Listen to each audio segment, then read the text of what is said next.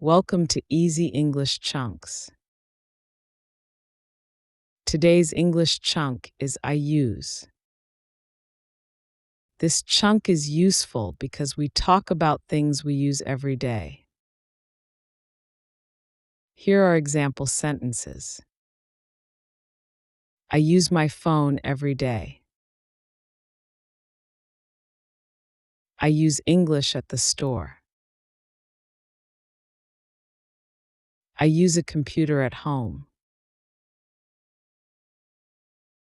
Now listen and repeat. I use an app to learn English.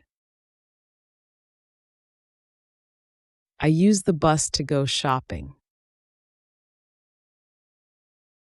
I use a notebook for study. I use the kitchen every day. I use my phone to text the teacher. Here is a challenge for you.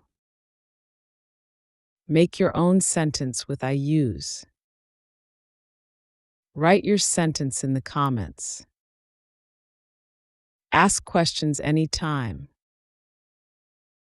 There is extra practice in another video. Great job. See you next time.